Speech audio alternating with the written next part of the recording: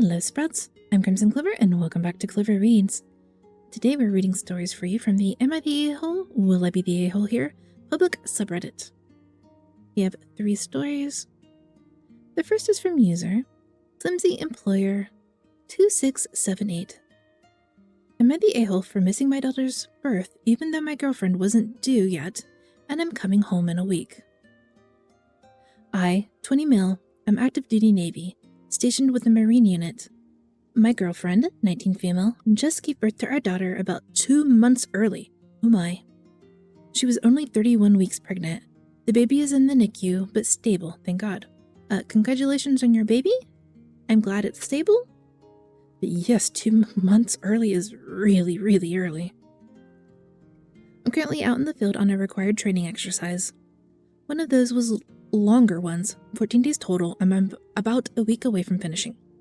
I'm the only corpsman out there, so I'm the only medical support for the squad. I had already put in leave for the actual due date in July, and that was approved. But the baby came early, and I got a Red Cross message a few days ago saying she was in labor. I went straight to my chain of command and asked if I could go home early, but they told me I needed to finish the training. There's no backup corpsman here, and we're still running live scenarios every day. If I leave, they lose all medical coverage until someone else can be brought in, which isn't easy in the middle of nowhere. They were understanding. They didn't yell or anything, but they told me I had to stay until the end. Why were you expecting them to yell? They said once we were finished up next week, I'd be sent home immediately. I talked to my girlfriend over the phone and she was crying and upset. She said she felt abandoned and that I wasn't there when it mattered. I tried to explain the situation, but she wasn't hearing it. Her dad has been texting me too, saying that I'm a boy playing dress up, and that a real man would have dropped everything and been there for his family. Drop everything when you're in the military. You do not have that sort of freedom. I obviously wanted to be there, but if I went UA or forced my way out, I'd be risking NJP. I have no idea what that means. And losing my leave and potentially hurting my career for when I have a newborn baby to support now. I'm doing everything I can and I'll be home in a week. But right now everyone's acting like I don't care. I know how it looks, but I swear that's not what it is. Am I the asshole here? No, you're not. This is a situation that was entirely beyond your control. You had no way of knowing that your girlfriend was going to go into labor 2 months early. Your original due date, you had leave for. I don't know where in the middle of nowhere you are stationed, but yeah, it can be difficult to get someone in there to get you, and then get someone to replace you, because you have to find someone to replace him first before he gets sent home. Now, you're not the asshole for this, but your girlfriend is also not the asshole because she gave birth to a whole-ass human. So she has the pregnancy hormones, she's worried about the baby. I would ask if you could, make phone calls, get some FaceTime. You know, maybe if you ask really, really nicely. I don't know what the Navy policy is, whether or not you'd be able to even be in a place with good enough internet coverage to FaceTime her every evening, but you could ask. The dad, though, I get he is concerned for his daughter, because you are both young, 19 and 20, right? So the dad is concerned for his kid, but calling you a boy playing dress up is an asshole thing for him to be doing.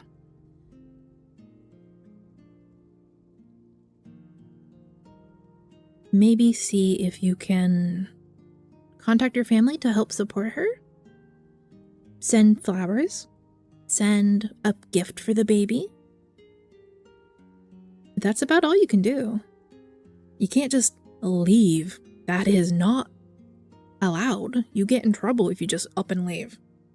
You can get discharged, dishonorably discharged. And then you lose those benefits that you need for the new baby.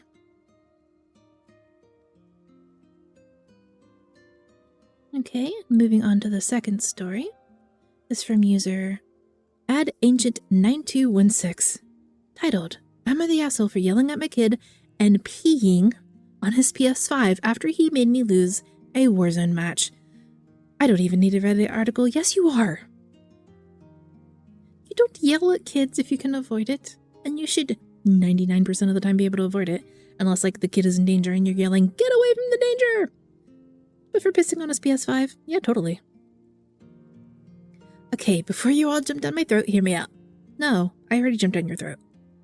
I, 38 male, have a 17-year-old son who lives with me full-time since his mom left us last year. Well, if you're yelling at a kid for making you lose a game, I can see why. It's been a tough adjustment, and yes, I've had to take on more responsibility, but I work from home and I need some time to myself. I play Warzone on my PC to decompress, and I take it seriously. It's my thing.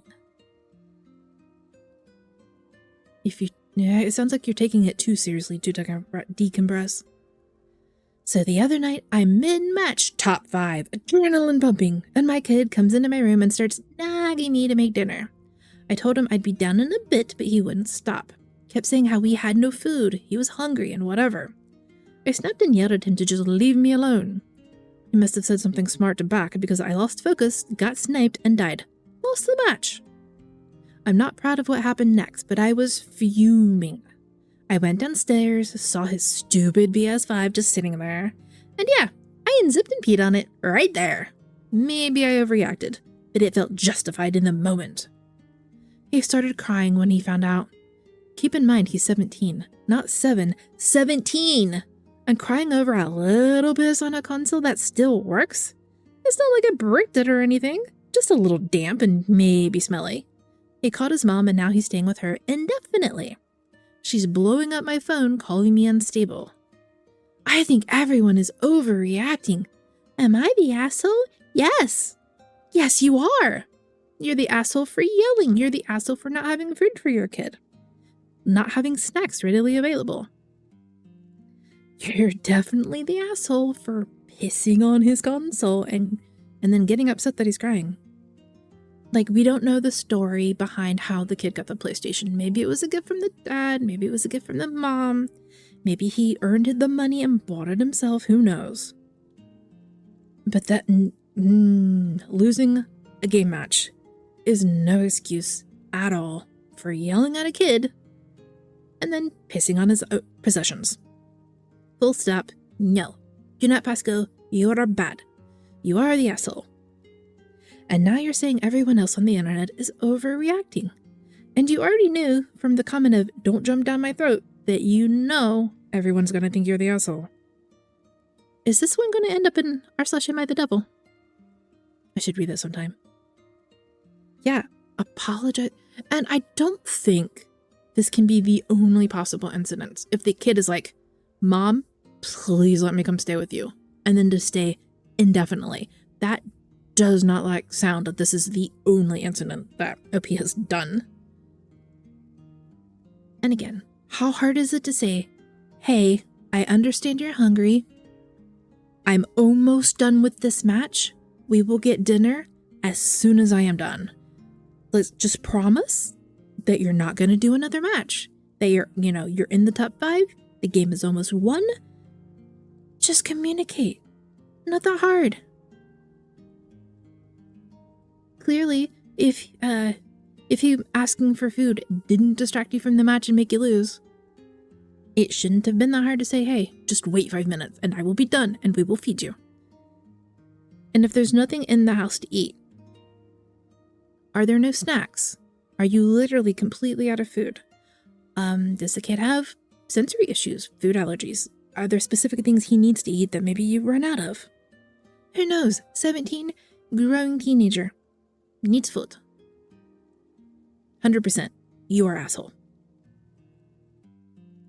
And moving on to the third story. Am I the asshole for saying my daughter can't go to her grandma's house until she apologizes for getting her hurt? Now, I had to read the first paragraph of this initially because to me, from user Skate Mom Throw, okay, to me, initially, it sounded like the daughter had hurt the grandma. And then after the first paragraph or so, I was like, oh no, it was the opposite.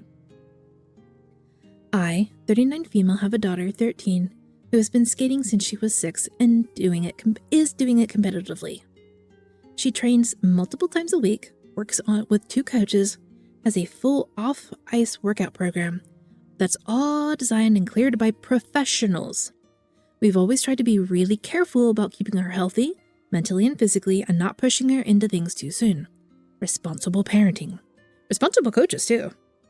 My mother-in-law, mid-50s, used to skate when she was younger, but she had to stop when her family ran into major financial issues. She's always been really into my daughter skating, which was sweet at first. She'd show up to events, talk about how proud she was, etc. But lately, I started to feel like more than just support.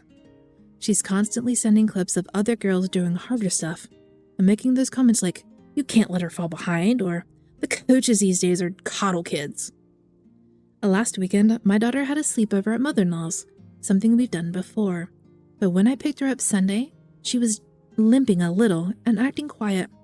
I asked what happened, and mother-in-law casually told me that she'd landed weird doing some jump drills. Apparently, mother-in-law had her outside on their concrete patio, trying to work on jumps she hasn't even started in her lessons yet. My daughter said that she didn't feel ready, but mother-in-law told her that if she wants to make it, she has to push through the fear. I was pissed and took her straight to urgent care. It's a mild sprain, thankfully, but she's missing ice time and has to rest it. I went back later to grab her things and told mother-in-law this crossed a line. She isn't her coach, so she doesn't get to make these decisions. And the way she brushed it off just made me angrier, saying I was overreacting. Injuries happen, and I'm just holding my daughter back by being too careful.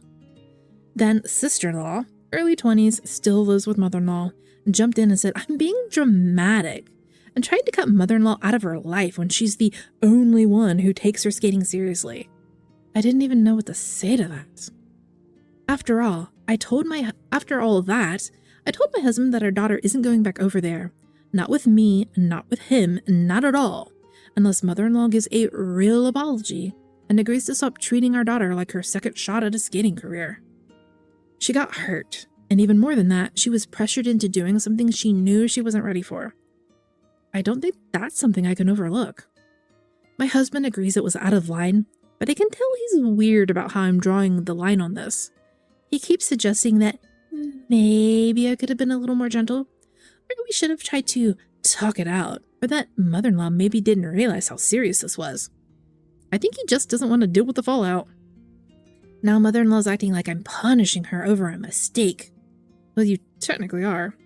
Sister-in-law is still cold toward me. Now, I'm not saying that's not justified, okay? I'm not saying I want to cut out mother-in-law forever, or that I want to turn this into some long family feud. But I'm also trying to set a boundary here, and it doesn't feel like anyone else sees the problem as clearly as I do.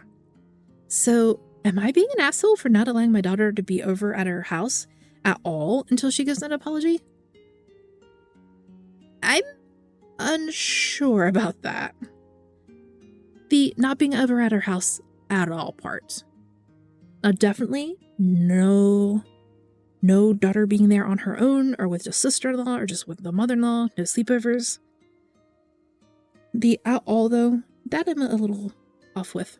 Now, okay, so sister-in-law is saying mother-in-law is the only one who supports her and takes it seriously. But they have her training with 2 coaches. With an eating plan, a mental health plan, a physical training plan. That sounds pretty flippin' serious to me.